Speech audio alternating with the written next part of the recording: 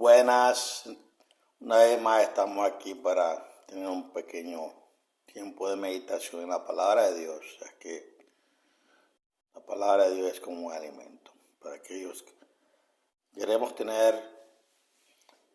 en la mente y en el corazón la misión de los hombres que tienen un conocimiento del Todopoderoso, del Padre, y que al meditar en la palabra de Dios sienten un sentido de responsabilidad sobre las cosas que están sucediendo y sobre aquellas personas que conoces y los que no conoces, de poder hablarles de verdades eternas que resultan de la meditación, el estudio de la palabra de Dios. Es un sentido de responsabilidad para los hijos de Dios, al conocer las verdades y cosas maravillosas de la palabra que no quieren quedar en silencio, sino que hablar estas maravillosas verdades.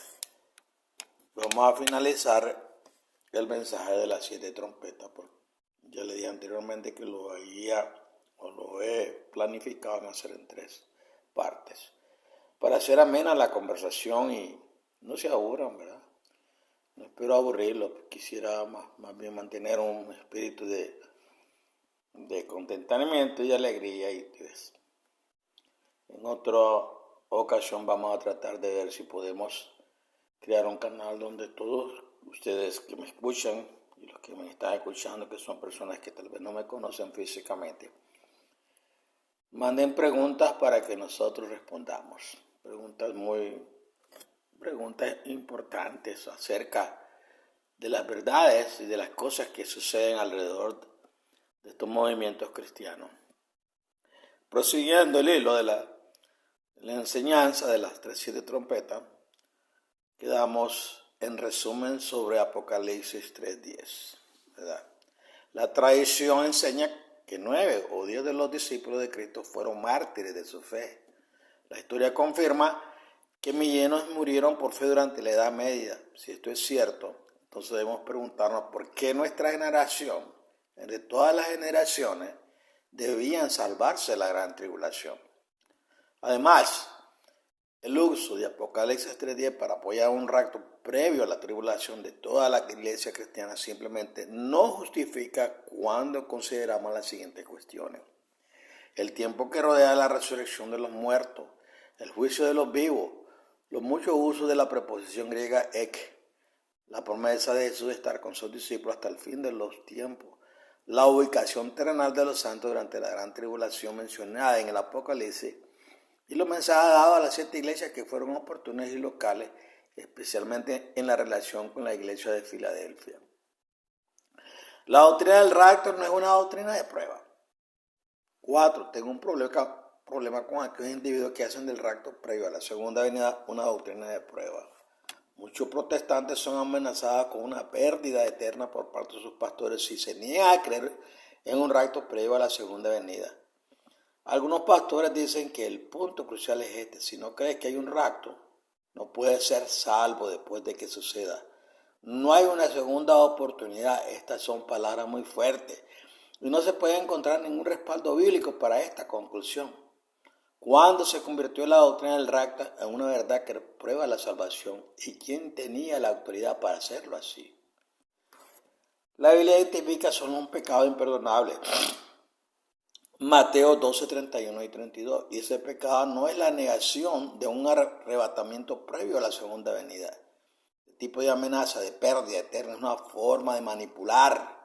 Las doctrinas que atrapan y mantienen a personas desinformadas en una prisión de fe tóxica debe ser refutada abiertamente, y eso es lo que estoy haciendo. Una guerra contra todas esas herejías y enseñanzas que tienen a un pueblo ignorante. No vivimos en la Edad Media. Hoy en día, en la mayoría de los países, cualquiera que quiera tener y leer una Biblia puede obtenerla fácilmente. Como el lector puede suponer, no doy crédito al concepto de que una persona pueda perderse simplemente porque se niega a creer en la doctrina del rapto. Por el contrario, recibimos la seguridad de la salvación, 1 Juan 5:12, cuando entregamos nuestra vida al Señor Jesucristo como Señor y Maestro. Él es mi pastor, Salmo 23. Él me guía a toda verdad a través del ministerio del Espíritu Santo. Juan 16:13. No confío en ningún pastor, sacerdote o rabino para decirme lo que debo creer o lo que debo hacer para ser salvo. Escucho al Espíritu Santo. Juan 3:8. Él trae iluminación y convicción mientras estudio la palabra de Dios por sí mismo. Sí, disfruto escuchar a adoradores religiosos para estudiar e investigar, pero cuando estudio sigo y obedezco a Jesús a medida que el Espíritu me convence.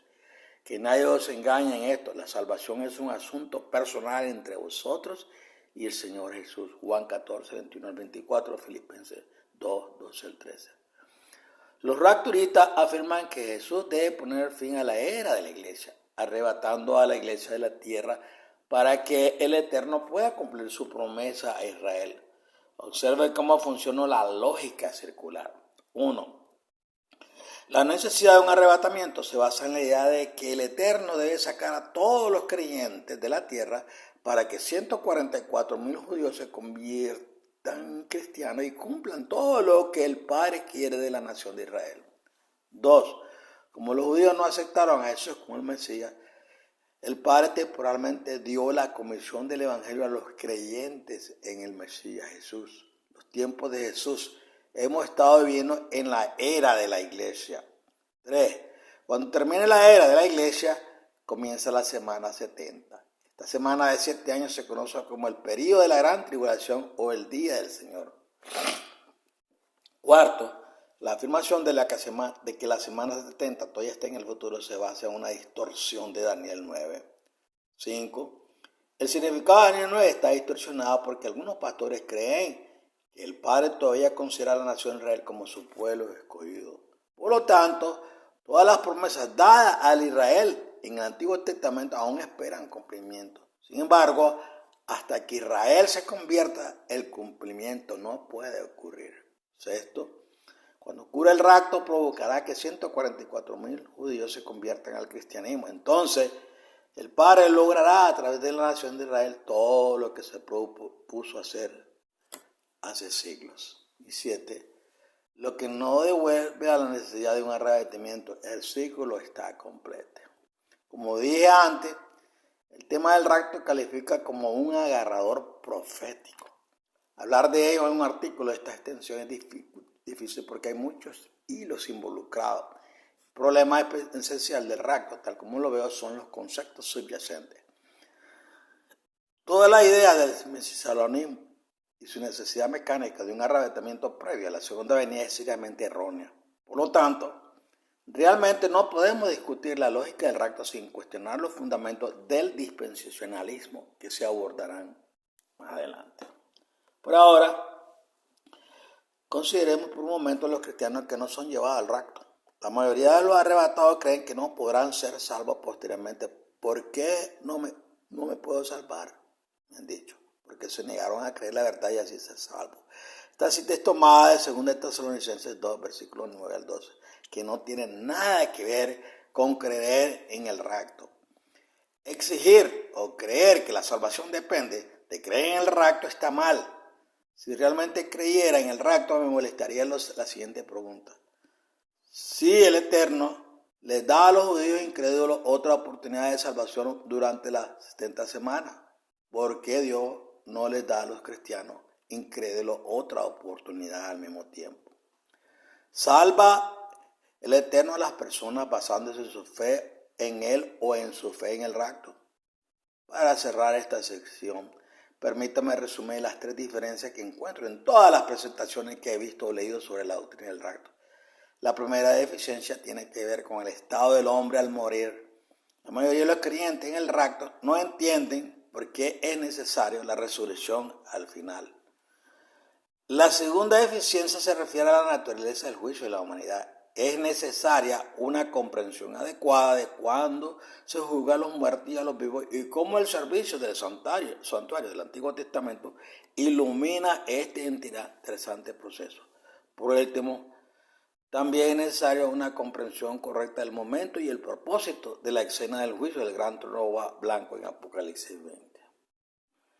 Uno será llevado y yo del otro dejado. 5. Uno de los textos favoritos utilizados por las personas que creen en un rapto previo a la segunda venida se encuentra en Mateo 24, versículos 40 y 42. Jesús dijo: dos hombres estarán en el campo, uno será tomado y el otro dejado. Dos mujeres estarán moliendo con un molino de mano, uno será tomado y el otro dejado. Por tanto, velad, porque no sabéis qué día vendrá vuestro Señor. Es comprensible que este versículo ponga nerviosas a muchas personas. Parece sugerir que la venida de Jesús será un acontecimiento repentino y totalmente inesperado. Superficialmente, estos versículos parecen decir que dos personas trabajarán una al lado de la otra y ¡puf!, a una se la llevan y la otra la dejan. Esta conclusión se basa en un tratamiento superficial de estos versículos. A veces las personas que apoyan el rapto pre-tribulación usan estos versículos para hacer una clara distinción entre una reunión repentina de los santos, tipo ladrón en la noche, y la gloriosa resurrección o ascensión de los santos restantes mencionados en 1 Tesalonicenses 4:16 y Apocalipsis 1:7. Estos versículos realmente enseñan una reunión secreta de los santos antes de la segunda venida. Es posible, pero solo si se ignora por completo el contexto en el que se pronunciaron estas palabras. Entonces echemos un vistazo de cerca al contexto de estos comentarios. El registro comienza con Jesús saliendo del templo. Sus discípulos lo alcanzan y le llaman la atención sobre los magníficos edificios que componen el complejo del templo. Este templo era el orgullo de los judíos. Era un santuario religioso más sagrado. Herodes lo había ampliado y adornado con mucho oro y cera en un intento de ganarse el respeto y la cooperación de los judíos. Los líderes judíos creían y enseñaban que el Padre no permitiría que el templo fuera profanado nuevamente. Los fariseos estaban decididos: nunca más Israel apostataría. Para lograr esto, utilizaron el garrote del legalismo para mantener a raya a la gente común.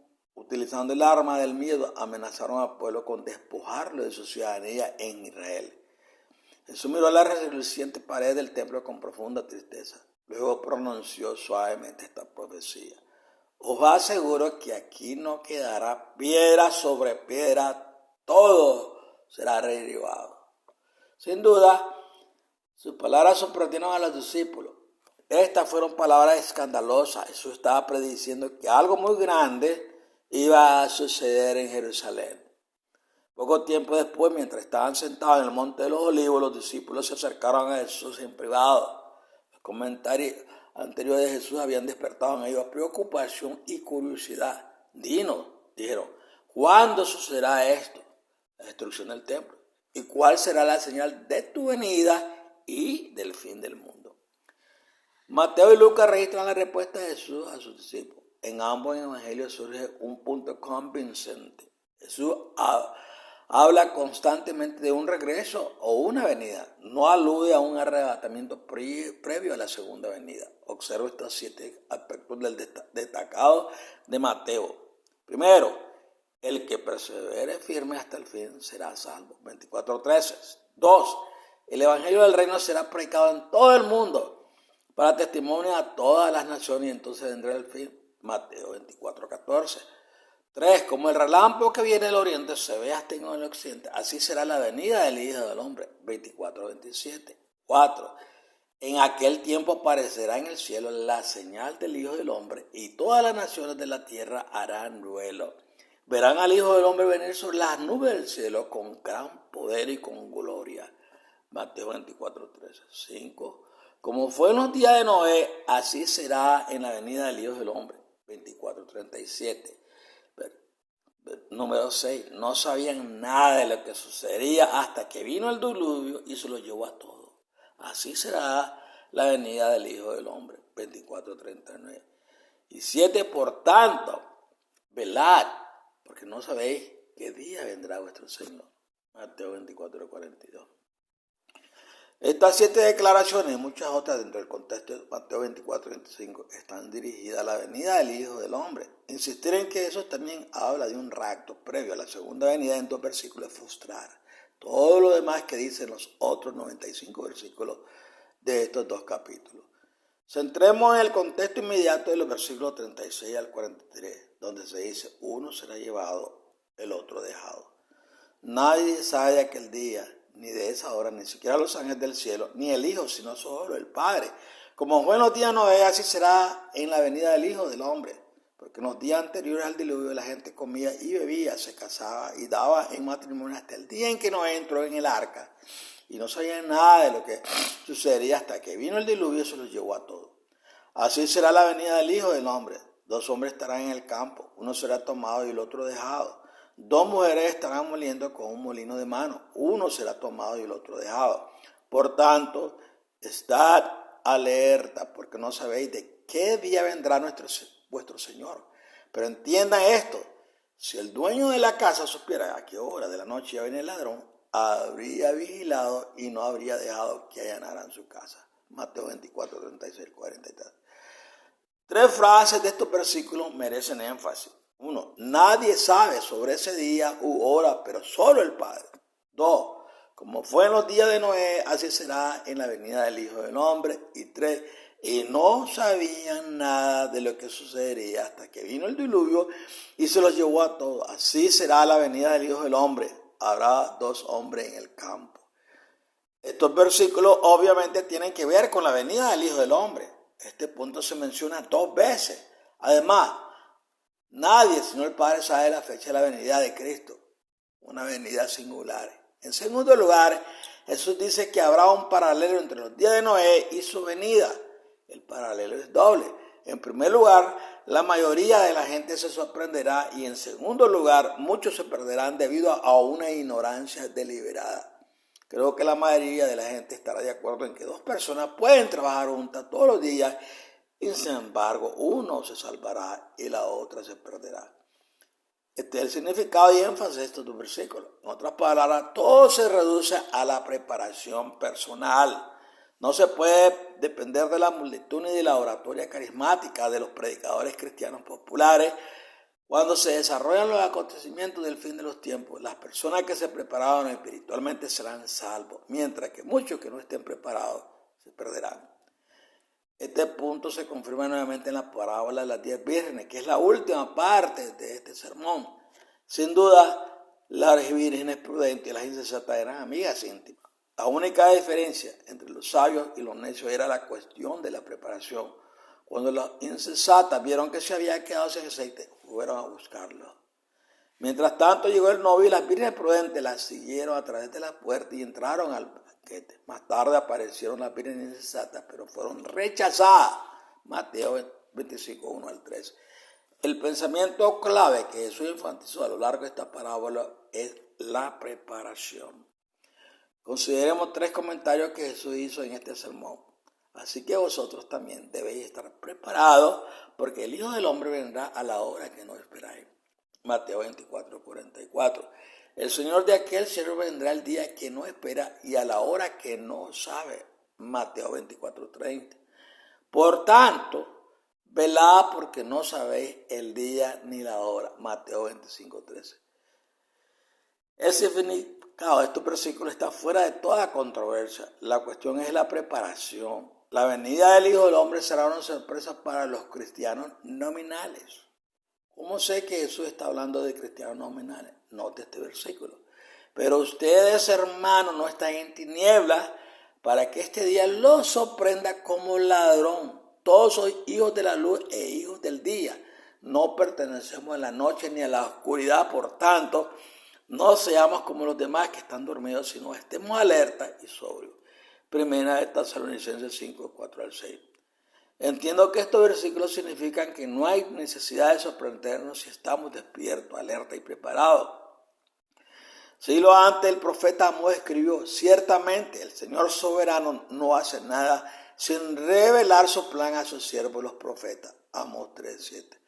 Por lo tanto, si entendemos correctamente las profecías contenidas en Daniel y el Apocalipsis, no nos sorprenderemos como en el escenario del ladrón. Aunque no sabemos el día ni la hora del regreso del Señor, podemos saber el tiempo de los acontecimientos en relación con el reloj profético del Padre Celestial. Por eso estoy tan preocupado por el inminente comienzo de las 7 trompetas. Creo que pronto comenzarán. Debemos vivir con anticipación porque el cumplimiento de la palabra de Dios está cerquita. La gran sorpresa sobre lo que Jesús continúa advirtiendo no es la segunda venida, sino el comienzo de la secuencia de eventos que conducirán a su aparición física. ¿Cómo se produce la sorpresa? Jesús ofrece este paralelo. Como fue en los días de Noé, así será en la venida del Hijo del Hombre, porque en los días anteriores del diluvio la gente comía y bebía, se casaba y daba en matrimonio hasta el día en que Noé entró en el arca, y no sabían nada de lo que sucedería hasta que vino el diluvio y se los llevó a todos. Así será la venida del Hijo del Hombre. Los hombres estarán en el campo, a uno le tomarán y el otro lo dejarán. Mateo 24, 37 y 39. De este versículo y otros deduzco lo siguiente. Antes del diluvio la vida sería como de costumbre. La gente no ayunaba ni oraba por comprensión o preparación. En cambio, comían y bebían, planeaban bodas y vivían como si el fin del mundo fuera solo producto de la imaginación de alguien. 1 Corintios 7, 27. Fueron advertidos los antediluvianos de un desastre inminente. Oh, sí. Durante 120 años la obra y el mensaje del fiel Noé no irritaron a los antediluvianos.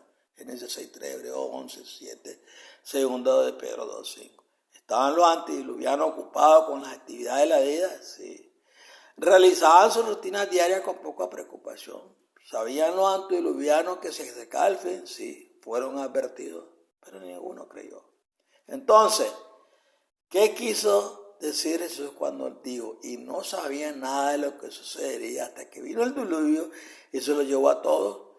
En su imaginación más salvaje, los antediluvianos no consideraron la enormidad ni el proceso que les esperaba en los éxitos de vida ocupados y activos que existían antes del diluvio.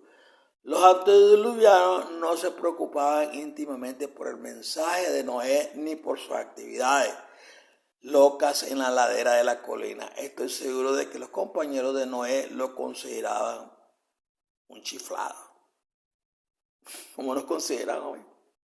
Esa es la realidad.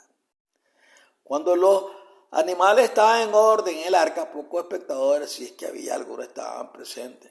La locura de Noé había estado en las afueras de la ciudad durante más de 100 años. Era algo viejo. Entonces un día, sin más aviso ni anuncios televisivos, Noé y su familia entraron silenciosamente al arca. El Señor mismo cerró la gran puerta mientras el resto del mundo ignoraba por completo el significado de lo que acababa de suceder. Génesis 7:16. Todos los que estaban fuera del arca estaban condenados y no lo sabían. Todos los que estaban dentro del arca estaban sellados y lo sabían. Durante días la gente del pueblo ni siquiera se dio cuenta de que el trabajo fuera del gran barco se había detenido.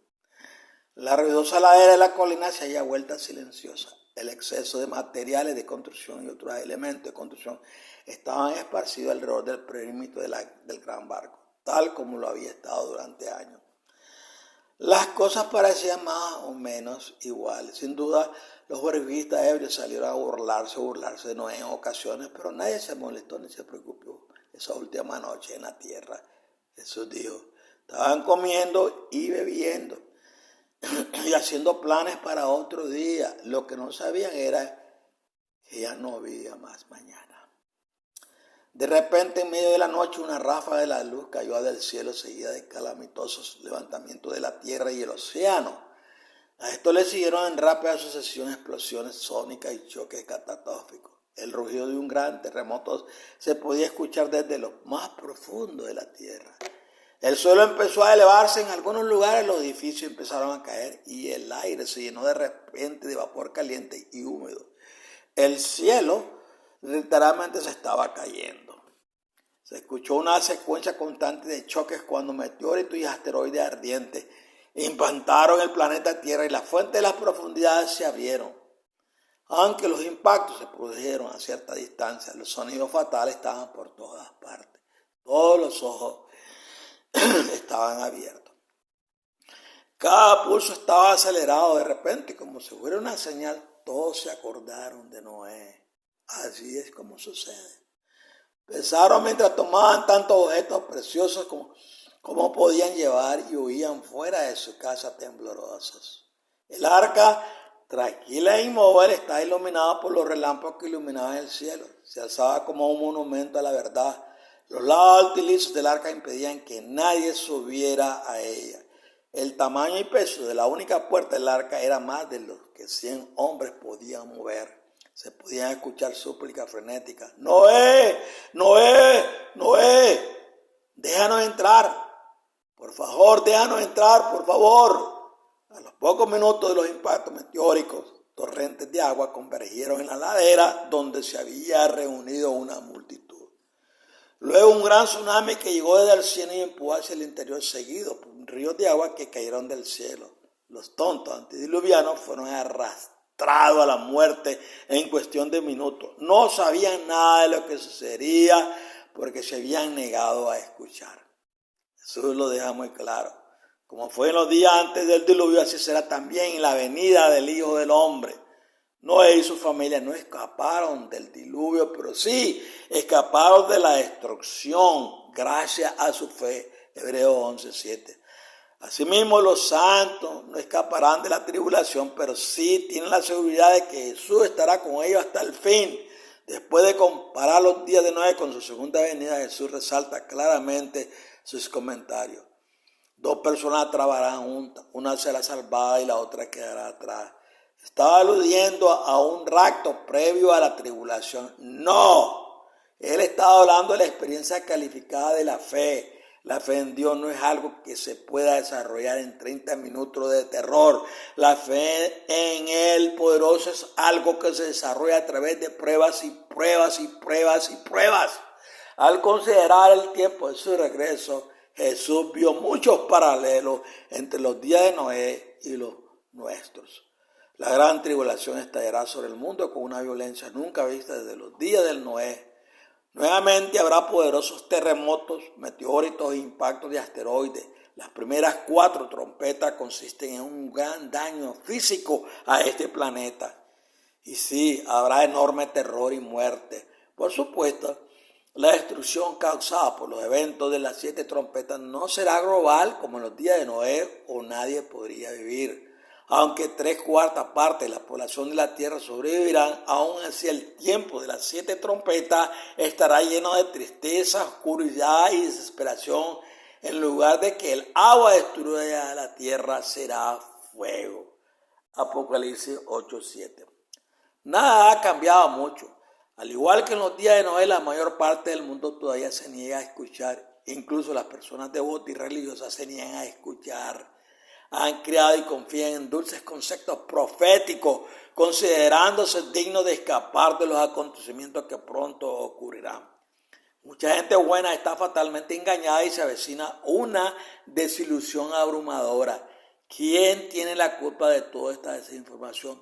Todos los que poseen una Biblia. El poderoso ha dado una traducción de sus palabras en casi todos los idiomas del mundo, asegurándose de que todo aquel que quiera conocer la verdad tenga la oportunidad. Por lo tanto, nosotros estamos insistiendo en estos mensajes. Y aunque parezcamos como Noé, un tonto, un descuidado, uno que está hablando de cosas que no van a suceder, seguiremos predicando esta verdad y diciéndoselo a los cristianos y al mundo en que estamos viviendo, porque se acelerarán las cosas ya antes de su venida. Por lo tanto, nadie puede escapar con confesiones de ignorancia. Puedo decir con confianza que si hubiera más ayuno y oración por la verdad, más discusión e investigación abierta sobre las profecías, la población mundial estaría mucho mejor preparada para lo que viene. Qué trágico es que los historicistas y los creyentes anteriores al rapto de la segunda venida hayan eliminado la importancia de las 7 trompetas. El apóstol Pablo lo resume diciendo: el Señor no tarda en cumplir su promesa, según algunos entienden la tardanza. Él es paciente con vosotros, no queriendo de que nadie perezca, sino que todos procedamos al arrepentimiento. Pero el día del Señor vendrá como ladrón. Los cielos desaparecerán con estruendo, los elementos serán destruidos por el fuego, y la tierra y todo lo que hay en ella quedará desnudo. Ese día traerá la destrucción de los cielos por el fuego, y los elementos se derretirán con el calor. Primera de Pedro 3, versículo 9 al 12. Déjame repetirlo otra vez. El comienzo de las 7 trompetas, el día del Señor vendrá como un ladrón. Estos eventos de trompeta marcan el comienzo de un periodo de 1335 días de duración, Daniel 12, 11 y 12. Para la mayoría de los habitantes de la tierra, el sonido de las 7 trompetas llegará sin conocimiento ni previo aviso.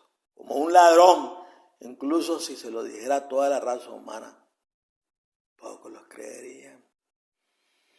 No te creas, a veces uno como que se desanima, que le dice a personas que cree que están establecidos en verdades y los mira poco escéptico, bastante escéptico. Los cristianos de hoy solo se están dedicando a la pachanga, a la rumba, y fiesta, y fiesta, y fiesta. Los mesiánicos están concentrados en Israel y la fiesta. Y ahora hay una nueva ola, ¿verdad? Todos quieren ser judíos. Entonces existe el judaísmo poderoso dentro de los cristianos queriendo judaizar. De repente van a circuncidar a todos. Y eso es lo que está pasando en la iglesia. Hay un detenido en esa doctrina. Que Yahweh, que Yahshua. Bueno, yo soy hispano, nicaragüense. Y los españoles me trajeron esa lengua de Europa. Y es linda, la lengua romance. Y yo le digo a mi Señor cómo debe ser. La palabra Dios no me gusta utilizarla muy a menudo. Porque Dios, hay millones de dioses para los paganos y para los cristianos.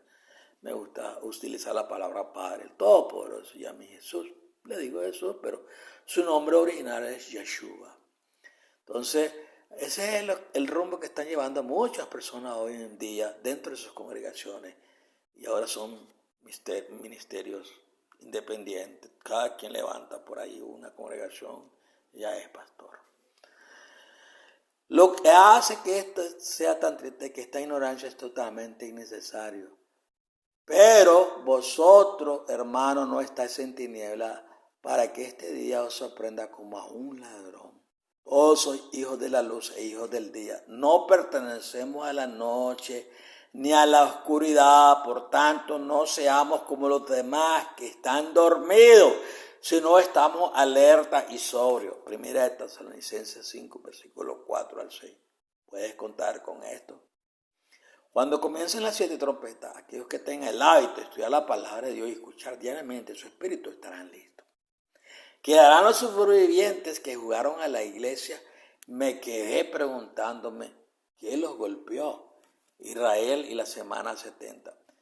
Mi último argumento en esta presentación contra un rapto previo a la segunda venida se relaciona con Israel y la semana 70. La doctrina y la necesidad de un rapto pretribulación se basan en parte en el concepto de que todas las promesas que Dios hizo a la antigua nación de Israel deben cumplirse antes de que puedan tener lugar la segunda venida. En otras palabras, los creyentes anteriores al rapto, la segunda venida, sostienen que las promesas de Todopoderoso al antiguo Israel no son condicionales. Romanos 11, 29. Debido a que el antiguo Israel no logró todo lo que el Todopoderoso pretendía durante los primeros 1400 años de existencia y se ha negado a aceptar a Jesús como el Mesías durante otros 2000 años, creen que el Todopoderoso levantó temporalmente a cristianos en el tiempo de Cristo para llevar el evangelio del mundo. El rapto previo a la tribulación se convierte en una necesidad mecánica porque la era de la iglesia es temporal. Y el Todopoderoso tiene que sacar a todos los cristianos en la tierra para que los judíos puedan convertirse y ver cumplir todo lo que se les prometió. Muchos autores cristianos populares creen que la ausencia repentina de cristianos de todo el mundo, como un rapto antes o durante la tribulación, provocará la conversión repentina de 144,000 judíos. Estudios conversos predicen finalmente evangelizarán al mundo para Jesús con el mismo entusiasmo demostrado por el apóstol Pablo. Según la teoría pretribulación, Jesús vendrá a la tierra, segunda venida, al final de la semana 70 establecerá su reino y luego los judíos serán los principales en el reino de Dios como sacerdotes y reyes. Apocalipsis 1:6. Cuando Jesús regrese a la tierra en la segunda venida, los creyentes en la teoría pretribulación creen que los santos arrebatados acompañarán a Jesús cuando aparezca en la nube para reunir una gran hueste de nuevos conversos y de los justos muertos por razones que escapan al alcance de este estudio. Estoy completamente en desacuerdo con estos conceptos, herejías. Encuentro en la Biblia esquema muy diferente y te le voy a dar 10 puntos destacados a considerar. Primero, Israel rompió corporativamente el pacto que Dios hizo con ellos. Jeremías 11, versículos 10 y 11, Oseas 8:1. Segundo, Dios concedió a Israel un periodo de gracia. Según de Crónicas 36, 21 al 23, Jeremías 31, 16 y 17, Daniel 9, 24, 27. Tercero, la aparición del Mesías fue profetizada de antemano, 483 años, 69 semanas de jubileo después del decreto para restaurar y reconstruir Jerusalén, Daniel 9, 24 y 27. Cuarto, el único decreto que ocurrió en un año de jubileo fue en 457 a.C., Esdras capítulo 7. Exactamente 483 años después, al comienzo de la semana 70, Jesús se paró en la orilla del río Jordán para ser bautizado por Juan el Bautista. Lucas 3. Quinto, a mediados del año 70, de la semana 30 después de Cristo, Jesús fue injustamente cortado, crucificado y puso fin a los sacrificios y las ofrendas ceremoniales. Efesios 2, versículos 14 y 16. Sexto, justo antes de morir, Jesús declaró nulo para siempre el pacto entre él y Israel, Mateo 23, 37 y 39. Con su muerte en la cruz 7, Jesús abolió todas las distinciones entre judíos y gentiles. Efesios 2, Romanos 9, 6, 10, 12, Gálatas 3, 28 y 29, Colosenses 3, 11, Hechos 11, 9 al 18. 8. La salvación siempre se ha basado en la fe en el Todopoderoso. Hebreos 11. No hay ninguna justificación bíblica para diferentes dispensaciones de salvación. Efesios 2, versículos 8 y 9. 9. El Israel al que se refiere el Apocalipsis es el mismo Israel al que se hace referencia en Santiago 1.1 y Santiago 2.1. Desde la cruz, Israel es el pueblo de Dios que cree en Jesucristo. Juan 3.16, capítulo 6, versículo 47. 10. La necesidad de un arrebatamiento simplemente para sacar a los cristianos de la tierra para que Israel pueda cumplir el plan de Dios es infundada. Nuevamente el Israel que constituye al pueblo de Dios son creyentes en Cristo. Así como Juan el Bautista fue el Elías prometido en los días de Cristo, Mateo 11, 14. Así los creyentes en Jesucristo son la simiente de Abraham, Gálatas 3, 29. El Eterno cumplirá todo lo que prometió a Israel y más.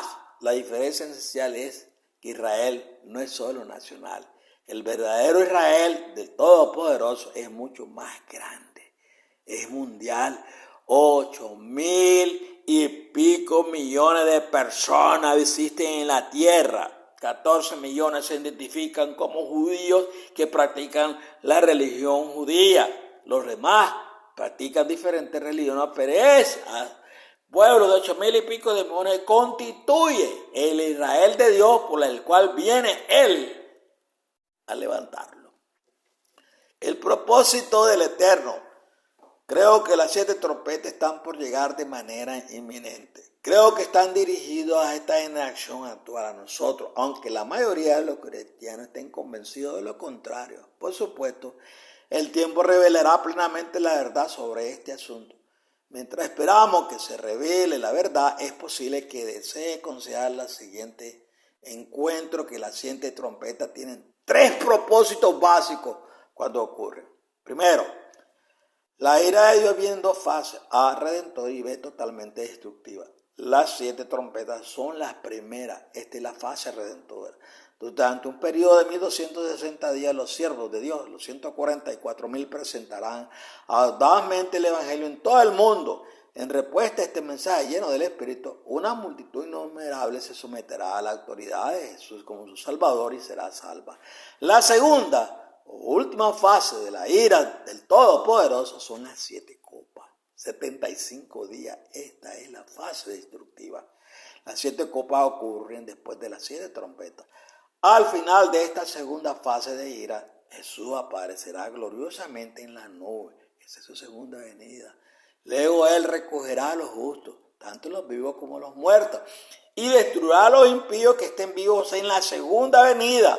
Apocalipsis 19, versículo 19 al 21, Apocalipsis 6, 12, el versículo 17. La tierra permanecerá desolada durante 1000 años. Los santos son arrebatados en el aire para encontrarse con el Señor, porque el Señor no tiene la intención de colocar su reino en la tierra hasta que ésta sea purificada. Todas las personas malvadas que jamás hayan existido resucitarán al final de los 1000 años para enfrentar a su Hacedor, y entonces la tierra finalmente será purificada. Apocalipsis 25, versículo 11 al 15. Segundo, la rápida destrucción por las primeras 4 trompetas de la infraestructura de la tierra, comunicaciones, manufactura, comercio y viaje, generarán rápidamente una serie de preguntas serias en la mente de cada sobreviviente sobre la voluntad y la autoridad del eterno viviente. Las primeras 4 trompetas servirán como una llamada de ¡despierten! El hombre responsable ante el Altísimo. En el estruendo y el caos de la destrucción global, el Eterno enviará 3 mensajes de clarén. Apocalipsis 14, 6 al 11. Los acontecimientos que rodean estos 3 mensajes son poderosos y serán suficientes para separar al pueblo de Dios de los malvados. 3. La próxima destrucción de 2.000 millones de personas, el 25% de la población de la tierra, destrozará la cultura corporativa y todos los paradigmas religiosos. Esto permitirá que el Eterno se comunique directamente con su pueblo en cada cuerpo religioso. Increíblemente, las religiones del mundo no han hecho nada para preparar a sus miembros para estos juicios de las 7 trompetas. El Eterno mostrará a la humanidad lo tonto que fue depositar su confianza en los líderes religiosos de las iglesias. Actualmente esto aún no es posible porque la gente continúa dependiendo totalmente de sus autoridades religiosas para recibir guía y dirección en lugar de estudiar su propia Biblia. Cristianos, despierten, no sean tontos, no confíen en su salvación en esos pocos de gente que están hablando cosas que no van a suceder. Qué triste que sea necesaria esta clase de devastación antes de que el Eterno tenga toda nuestra atención. Sí, el Eterno tiene personas en cada cuerpo religioso, pero Él los separará de sus religiones oscurecidas mediante la presencia de la verdad. De la misma manera, Satanás presentará muchas mentiras maravillosas y los malvados optarán por seguir por sus engaños. De esta manera, el Eterno separará el trigo de la cizaña, los justos de los malvados. Segunda de Tesalonicenses 2, versículo 9 al 12, Apocalipsis 14, versículo 17 al 20 y Mateo 13, 30. El derribo del incensario. He dicho muchas sobre las 7 trompetas en esta serie. Para terminar, son necesarias algunas observaciones sobre la caída del incensario. El descenso del incensario se produce antes de que comiencen a sonar las trompetas. Esta escena de suma importancia, considere el texto. Y vi a los 7 ángeles que estaban de pie delante de Dios y le fueron dadas 7 trompetas. Otro ángel que tenía un censario de oro vino y se paró ante el altar. Se le dio mucho incienso para ofrecer con las oraciones de todos los santos. Sobre el altar de oro delante del trono, el humo del incienso, junto con las oraciones de los santos, subió ante Dios de la mano del ángel. Entonces el ángel tomó el incensario, lo llenó con el fuego del altar y lo arrojó a la tierra. Y hubo trueno, estruendo, relámpago y un terremoto. Entonces los 7 ángeles que tenían las 7 trompetas se prepararon para tocarla. Apocalipsis 8, 2 al 6. ¿Cuál es el significado de esta escena? Observe que el incensario se baja junto antes de que suene la primera trompeta. El lanzamiento del incensario y la conmoción que inmediatamente sigue en la tierra marcan el comienzo de la gran tribulación. También marca la terminación de un proceso de intercesión en el cielo. La mayoría de los estudiantes entienden el comienzo de la secuencia de las 7 trompetas, pero ¿qué tiene que ver el descenso del incensario con la terminación de un proceso de intercesión? El proceso de intercesión comenzó el día en que Adán y Eva pecaron. Adán y Eva serían ejecutados el mismo día en que comieron el fruto del árbol del conocimiento del bien y del mal, Génesis 2:17. Sin embargo, cuando pecaron, Jesús se interpuso en el camino y se convirtió en el intercesor del hombre. Desde ese día, Jesús ha estado entre el Todopoderoso y los pecadores como intercesor. Observe cómo funciona esto. La justicia de Dios exige con razón la muerte. La voluntad del Eterno de permitir que eso se interpusiera en el camino también se describe como favor o gracia inmerecida hacia el hombre. Jesús eligió estorbar el camino y ser el sustituto de la muerte del hombre pecador. Esto es el amor divino. El lector debe comprender que con Dios existe un equilibrio perfecto entre la justicia y la misericordia. Además, la justicia y la misericordia del Eterno no solo se extendieron a Adán y a Eva, sino a su descendencia disponible para todo el mundo de personas. Sin duda, has escuchado este texto, porque tanto amó Dios al mundo que dio a su Hijo unigénito para que todo aquel que en él cree no perezca, sino que tenga vida eterna. Juan 3:16. El punto que a menudo se pasa por alto en este maravilloso versículo es que es una declaración corporativa. Dios amó tanto al mundo. Para algunos de ustedes este puede ser un pensamiento nuevo. Sin embargo, existe una diferencia importante entre el Eterno tratando con grupos corporativos como ciudades o naciones y el Eterno tratando con individuos. Por ejemplo, considere Sodoma y Gomorra. Cuando estas dos ciudades se volvieron viles, sin posibilidades de recuperación, Él las destruyó por su generación, mientras preservaba a unos pocos individuos, a saber, Lot y sus hijas. ¿Entiendes el punto? Cuando los dos ciudadanos de esta ciudad llenaron su copa del pecado, el Padre ejerció ira colectivamente contra esas ciudades.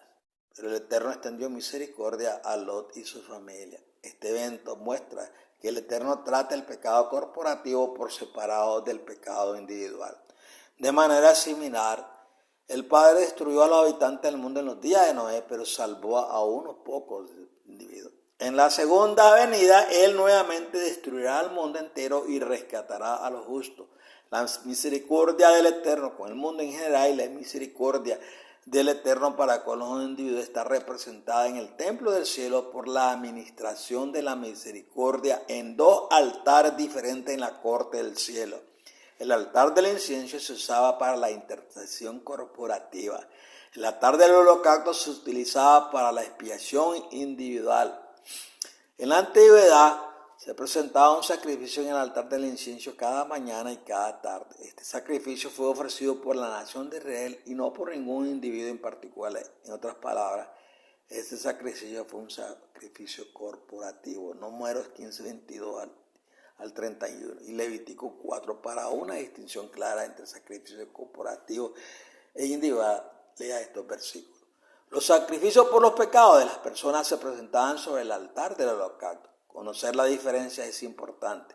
El descenso del incensario en el altar del incienso en el cielo marca el final de la intercesión de Cristo por el mundo en general, pero su misericordia para los individuos permanece disponible. Por lo tanto, justo antes de que comiencen las 7 trompetas, el comienzo de la primera fase de la ira del Eterno, el incensario en el altar del incienso en el cielo es arrojado, indicando el fin repentino de la intercesión corporativa de Cristo.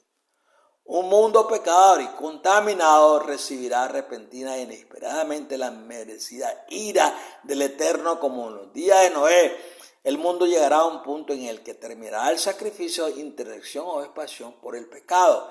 Cuando esto sucede, se baja el incensario, se produce un terremoto global y otras señales y pronto comienzan las trompetas. Estos eventos marcan el comienzo de la gran tribulación, que es la primera fase de la ira del Eterno. Mucho incienso. Al ángel en el altar dorado del incienso del cielo se le dio mucho incienso para que lo colocara en el altar antes de que sonaran las 7 trompetas. La fragancia del incienso, junto con las oraciones de los santos, se eleva ante el Eterno. ¿Qué quiere decir esto? En el santuario del desierto se ofrecía un incienso sagrado ante el Señor cada mañana y cada tarde mientras se aplicaba el sacrificio diario. Éxodo 37, versículo 8 y versículo 37. En el día de la expiación, el sumo sacerdote llevaba un incensario lleno de brasas junto con 2 puñados de incienso al lugar santísimo. Jesús dijo, Él, el sumo sacerdote, pondrá el incienso en el fuego delante del Señor, y el humo del incienso ocultará el propiciatorio sobre el testimonio, el propiciatorio encima del arca, para que él no muera. Levítico 16:13. El propósito del incienso salado era la atmósfera y la disposición. En otras palabras, los pecadores son viles e inmundos, apestan en comparación con la santidad y la justicia del Eterno. Por lo tanto, justo antes de que comience la gran cosecha final de pecadores arrepentidos, la sala del tribunal celestial se llenará de una dulce fragancia para enmascarar las ofensas de las personas que él ama. Qué maravilloso es nuestro Dios. El punto aquí es que no podemos hacernos limpios o aceptables ante sus ojos, pero a través de Jesús, el Eterno nos aceptará como hijos e hijas. Considere esto: justo antes de que comiencen las trompetas, la corte del cielo se llena de una dulce fragancia, porque el Eterno está a punto de reunir a cada pecador apestoso que vivirá por la fe, sin importar cuán vil o malvado sea su pasado. Jesús ha pagado el precio por nuestros pecados. Jesús ha muerto la muerte segunda por todo aquel que se someta a Él y obedezca su mandamiento. Jesús ofrece salvación plena y gratuita. Si tan solo un pecador se aleja de esos pecados y hace lo correcto a través del poder del Espíritu Santo que habita en nosotros. De Apocalipsis 8:5 concluyo que el incensario es arrojado, desechado, porque su utilidad ha terminado. La intención diaria realizada ante este altar con este incensario ha terminado. Las oraciones de los santos que esperan se elevan ante el Señor con fragancia de incienso, porque son conocedores, listos y preparados para la hora de prueba que está por ocurrir. En otras palabras, un grupo de personas de la tierra anticipará las trompetas antes de que comiencen. Saben que ha llegado el momento del día del juicio. Apropiadamente, las primeras personas que serán probadas durante el periodo de la trompeta serán aquellas personas que han tenido la oportunidad de conocer y prepararse para estas cosas. Primera de Pedro 4:17. Los 144,000 estarán en este grupo. Apocalipsis 7:1-4. Resumo. En conclusión, no puedo aceptar la doctrina de un rapto previo a la segunda venida porque la Biblia no confirma tales ideas. Creo que la doctrina del rapto es una ilusión fatal y ha atrapado a mucha gente buena. El Eterno comprende y en los días venideros extenderá tiernamente misericordia a aquellos que han sido extraviados. Se acerca una llamada de atención. Se llama las 7 trompetas. Mucha gente quedará amargamente decepcionada, se volverán irracionales y enojados. En este contexto, muchos maldicerán al Eterno en lugar de someterse a los términos y condiciones de la salvación. Sin embargo, el problema no es la misericordia de Dios, sino la naturaleza humana. Desafortunadamente, una vez que la fe de una persona ha sido destrozada, recuperarla es difícil. Me siento muy triste por la amarga experiencia que le espera a muchos. En resumen, estas son las preocupaciones sobre la doctrina del rapto que me gustaría que consideraran. 1. Resurrección de los muertos. El apóstol Pablo no enseña un rapto previo a la tribulación. Al contrario, pensó que estaría vivo para ver a los santos resucitados y junto con ellos encontrar al Señor en el aire. 2. Juicio de los vivos. Un rapto pretribulación exige un juicio de cada persona viviente antes de que tenga lugar el rapto. La Biblia no apoya un juicio de los vivos previo a la tribulación. Apoya un tiempo de prueba para todas las personas que viven durante la gran tribulación. La prueba de la marca de la bestia es el vórtice final que obliga a todos a tomar una decisión. 3. La iglesia en Filadelfia, esta iglesia no es arrebatada al cielo antes de que comience la hora de la prueba. La traducción de la preposición griega ek a lo largo de la Biblia es variada. Insistir en que la iglesia en Filadelfia escapará de la hora de la prueba es ignorar la evidencia del peso de la escritura en otros lugares. Si vas a promover este concepto, debes responder las siguientes preguntas. ¿Por qué no se le concede el mismo privilegio a las 7 iglesias? ¿Quién pertenece a la iglesia en Filadelfia y cómo podemos saberlo? No hay una segunda oportunidad para ser salvo. La Biblia no enseña una segunda oportunidad para ser salvo. En otras palabras, Si hubo un rapto y tú y yo quedamos atrás, no hay una segunda oportunidad para ser salvo. Hoy es el día de salvación. Si existe una segunda oportunidad, ¿por qué preocuparse por ser cristianos ahora mismo? Si hay un rapto previo a la tribulación, ¿por qué se les debería dar a otra oportunidad a los que quedaron atrás? Los antediluvianos ciertamente no tuvieron una segunda oportunidad, ¿verdad? 5. La preparación es la clave. La declaración de eso, de que dos trabajarán juntos y uno quedará, no implica un arrebatamiento previo a la segunda venida. En su contexto, su declaración significa que la disposición y la preparación es un trabajo personal. Nadie más puede hacerlo por ti. Los antediluvianos quedaron totalmente sorprendidos porque no consideraron con oración el testimonio y las acciones de Noé. Estaban consumidos por las preocupaciones de esta vida, por las que cuando llegó el diluvio quedaron fuera del arca. 6. Manipulación profética. No creo que la Biblia apoye una brecha de edad de la iglesia de casi 2000 años entre las semanas 69 y las 70, como enseñan muchos predicadores populares. En cambio, la semana 70 se cumplió hace mucho tiempo, tal como Eterno lo declaró. Además, en Gálatas 3, 28 y 29, Pablo nos dice que el ser heredero de Abraham no tiene nada que ver con el linaje biológico. En otras palabras, todo lo prometido a Abraham será cumplido por el Israel espiritual. La descendencia de Abraham no se cuenta por la carne, sino por la fe. Romanos 9, 6, Gálatas 4. He llegado hasta aquí con este estudio. Mi oración es que no le queda a usted otra opción que considerar este tema seriamente. Como dije al comienzo de este estudio, las 7 trompetas del Apocalipsis son uno de los temas más convincentes de la Biblia y considero que son muy relevantes para nuestra generación actual. Vuelva a escuchar este mensaje. Compare con oración, mis hallazgos, con lo que lees en tu Biblia y ve a dónde te lleva el Espíritu Santo. Creo que el tiempo es muy corto. Pronto comenzarán acontecimientos abrumadores de proporciones globales. Los problemas del año 2024 y todas las demás preocupaciones de la tierra se desvanecen en comparación con el motivo de todo esto. No puede permitirse el lujo de posponer indefinitivamente una decisión sobre este asunto. Hoy tenemos la oportunidad de estudiar y prepararnos. Aproveche la misericordia de Dios. Santiago 1, 12 dice: bienaventurado el hombre que persevera en la prueba, porque cuando haya superado la prueba, recibirá la corona de la vida que el Eterno ha prometido a los que lo aman. Bueno, hemos llegado a la conclusión. Espero que les haya servido de mucha bendición. Y si escuchó bien, puede repetírselo. Estudie este mensaje de las 7 trompetas que está dividido en 3 partes. Yo sé que algunos que me escuchan son dispensacionalistas y creen un rapto. Pero yo lo reto a ustedes a que estudien esta palabra. Porque he dicho anteriormente, no pongan su salvación en manos de esos informadores que están allá predicando cerca de Israel y un rapto eminente. ¿Y qué tiene que suceder para que todo Israel sea salvo?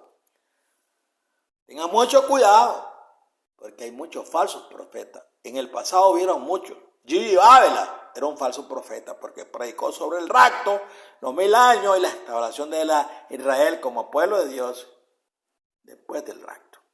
Y muchos otros que predican allá, Puerto Rico, el Caribe, Cuba, Estados Unidos, América, están enseñando un evangelio falso. Y cuidado, todos aquellos que están en las iglesias evangélicas que son dispensacionalistas, tengan mucho cuidado. Se lo estoy diciendo ahora con celo y con deseo ardiente de que ustedes me reten a mí, estudiando esos estudios, y se convenzan de que lo que está allá afuera no tiene nada que ver con los tiempos de hoy. Preparémonos, las 7 trompetas están para sonar. Estudie estos 3 estudios, bien, detenidamente. Su salvación y la salvación de sus familias está en sus manos. Cuanta información buena tenga, mejor todavía va a estar más preparado para los que vienen a esta tierra. Pronto seremos visitados. Los 8,000 millones y pico de personas serán visitadas por los primeros juicios de las 7 trompetas. Bueno, que el Señor me lo guarde y me lo bendiga a cada uno y sigan haciendo investigación. Yo les pido un favor y es que ayunen y oren y pidan al Espíritu Santo que le dé guianza en estos estudios maravillosos que estoy llevando a cabo. Y no me cansaré hasta que el Señor me llame. Les amo en Cristo, que su bendición esté llena en su hogar y sobre todo que agudice sus pensamientos y abra el corazón al Señor para que usted haga cambios. Cambios se necesita. En todas las denominaciones hay bastantes problemas hoy porque no entienden el plan del Señor. Y les amo en el Señor. Les saluda desde este paísito donde estamos luchando nosotros. Estamos luchando espiritualmente, físicamente no, pero la guerra es espiritual. Y oramos por nuestros líderes, por nuestros hermanos, por aquellos que me escuchan y que entiendan estas cosas.